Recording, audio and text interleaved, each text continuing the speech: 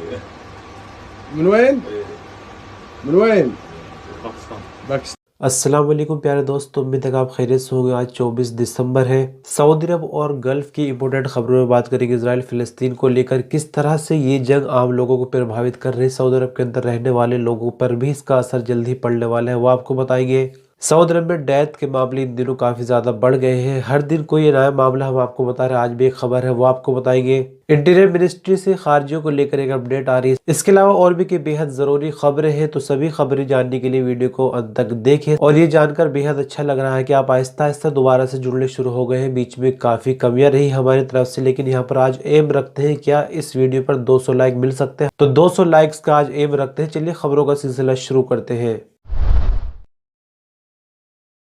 तो चलिए सबसे पहले बात कर लेते हैं। जैसा कि मैंने आपको बताया कि इजराइल और फिलिस्तीन का जो मामला है वो सऊदी अरब में रहने वालों को किस तरह से प्रभावित कर सकता है। यमन के अंदर जो हूथियों का ग्रुप है उसने कई शिप पर अटैक किया है अमेरिका और इजराइल की, और आनंद फानन में अमेरिका ने यहाँ पर एक टास्क फोर्स बनाई। लेकिन इस टास्क फोर्स में से आप देखिए कि आहिस्ता आहिस्ता इटली, फ्रांस और भी एक दो देशों ने साथ देने से अमेरिका को मना कर दिया है। और बाबल मंदब का जो रास्ता है अभी पूरी तरह से बंद है, जिसके नतीजे में चाइना से जो सामान इंपोर्ट किया जाता है, यानी आपको बता दें चाइना के पोर्ट से जद्दा के इस्लामी बंदरगाह जो सामान पहुंचता है, तो वो कहीं ना कहीं महंगा हो जाएगा, क्योंकि जो अभी किराया है वो 226% तक बढ़ गया है। साथ ही साथ अगर हम टाइम की बात करें तो 20 दिनों का टाइम शिप को सऊदी अरब पहुंचने में लग रहा है। और यही स्थिति सभी देशों के साथ देखने में आ रही है, यानी इंडिया का भी ट्रेड चलता है। आपको यहाँ बता दें कि जिस तरह से हवाई जहाज के लिए भी एक रूट होता है, हवा के अंदर जमीन पर रूट होता है, तो पानी के अंदर भी एक रूट पहले से ही डिसाइड होता है, उसी रूट पर ये शिप वगैरह चलते हैं।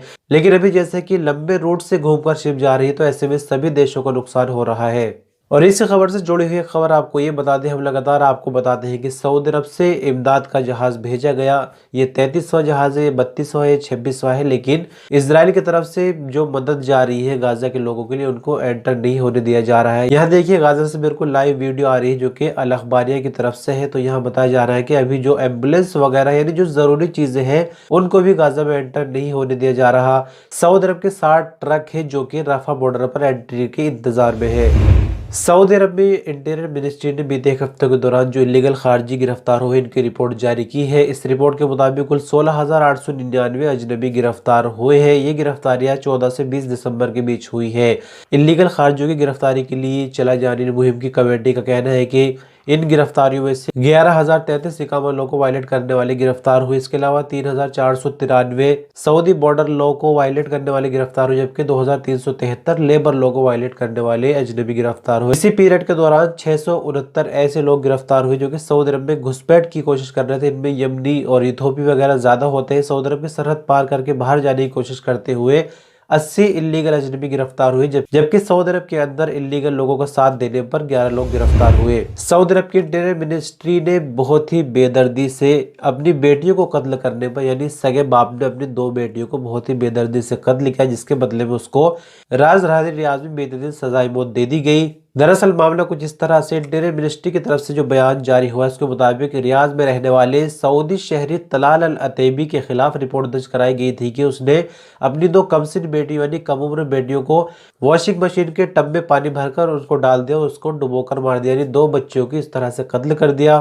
पुलिस ने मुलजिम को गिरफ्तार करके अदालत में पेश किया। इकबाल जुर्म तो यहाँ पर मुस्लिम ने कर ही लिया, लेकिन जो सबूत वगैरह थे वो भी पुलिस ने अदालत में पेश किया और अदालत ने भी माना कि इसने बहुत ही बेदर्दी से अपनी बेटियों को मारा है। जिसके बाद निचली अदालत के फैसले को सुप्रीम कोर्ट, अपील कोर्ट वगैरह में बरकरार रखा गया और आखिरकार ऐवान शाही यानी किंग सलमान के सामने भी आखिर में ये फैसला पहुंचा, तो वहां से भी इसकी मौत की सजा को बरकरार रखा गया और बीते दिन रियाद में इसको सजाए मौत दी गई।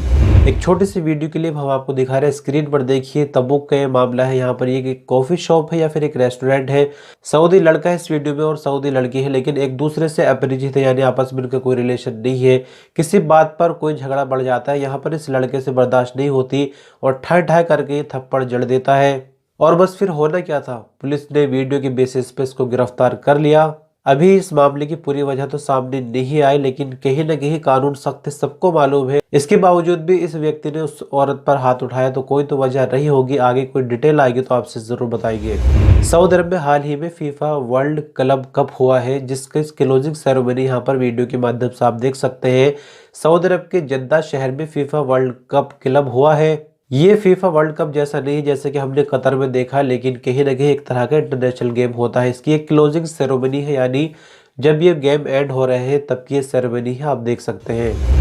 सऊदी अरब में अपनी मर्जी से चंदा इकट्ठा करना है, भीख मांगना मना है, लेकिन यहाँ पर आम लोगों से ये भी कहा जा रहा है कि आप भीख या चंदा ना दें, क्योंकि कहीं ना कहीं ये इस चीज को प्रमोट करते हैं। और हमने आपको बीते दिनों भी बताया था कि पाकिस्तान से लोग उम्रा पर आते हैं और यहाँ पर अच्छी भली कमाई करते हैं, 3 महीने रहते हैं और 18,000 रियाल तक कमा कर ले जाते हैं। तो यहाँ फिर से एक बार इंटरनेट मिनिस्ट्री की तरफ से लोगों से कहा गया है कि इस तरह से बिल्कुल भी चंदा ना दे।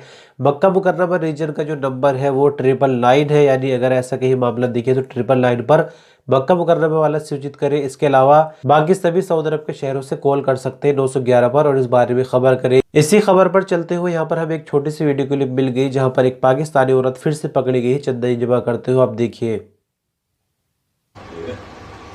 من وين؟ من وين؟ पाकिस्तान। सऊदी अरब का लाइफ में पहली बार जापान के साथ पार्टनरशिप हुई है किसी काम को लेकर। सऊदी अरब की सुदेर सिटी में एक नया प्लांट लगाया जा रहा है जिसमें जापान की कंपनी के साथ सऊदी अरब ने कॉन्ट्रैक्ट किया है। यहाँ पर 3D कंक्रीट मटेरियल बनाया जाएगा जिसको सऊदी अरब में तो इस्तेमाल किया ही जाएगा, बिल्कुल नई टेक्नोलॉजी यहाँ पर इस्तेमाल होगी। इसको एक्सपोर्ट करने का भी प्लान सऊदी अरब की तरफ से बना जा रहा है कि किस तरह से इसको हम ग्लोबल मार्केट तक पहुँचाए। और सऊदी अरब का जापान के साथ कंस्ट्रक्शन के मामले में ये पहला कॉन्ट्रैक्ट है। इससे पहले सऊदी अरब अन्य देशों के साथ कॉन्ट्रैक्ट करता रहा है, लेकिन जापान के साथ ये पहला कॉन्ट्रैक्ट है। सऊदी हज और उम्रा मिनिस्ट्री का कहना है कि मस्जिद नबी में रोज़ा अतहर में नमाज के लिए पहले से परमिट लेना बिल्कुल ज़रूरी होगा। हज मिनिस्ट्री का आगे कहना है कि रोज़ा अतहर में नमाज की अदायगी के लिए नुसुक या तवक्कलना ऐप से परमिट लेना ज़रूरी होगा, लेकिन यहाँ पर शर्त ये लगा दी गई है कि 365 दिन में सिर्फ एक परमिट लिया जा सकता है। इनफैक्ट जो लोग हज पर जाएंगे उनको भी दोबारा नमाज की इजाज़त यहाँ पर नहीं मिलेगी। एक बार नुसुक या तवक्कल ऐप से परमिट लेना होगा, उसके बाद 365 दिन इंतज़ार करना होगा दोबारा परमिट लेने के लिए। सऊदी अरब और तुर्की के जो ताल्लुकात हैं वो कहीं ना कहीं गहरे होते जा रहे हैं, लेकिन एक तरफ देखिए हम जब आपको फ़िलिस्तीन इजराइल की खबर बताते हैं तो वहाँ क्या मामला है और बाकी जो अरब देश है 57 किस तरह से अपनी ज़िंदगी में पूरी तरह से व्यस्त है। तो खबर पर आगे बढ़ते हुए तुर्की ने सऊदी अरब के साथ साथ 6 देशों के लिए बिल्कुल फ्री वीज़ा का ऐलान कर दिया है। इन 6 देशों में सऊदी अरब के अलावा यूनाइटेड अरब अमीरात, ओमान, अमेरिका, बहरीन और कनाडा शामिल है। इन 6 देशों के पासपोर्ट होल्डर यानी जो सिटीजन है वो हर 180 दिनों में 90 दिनों के लिए तुर्की में रह सकते हैं, यानी किसी भी तरह का वीज़ा पर उनको खर्च नहीं करना होगा। फ्री वीज़ा का यहाँ पर तुर्की ने ऐलान किया है।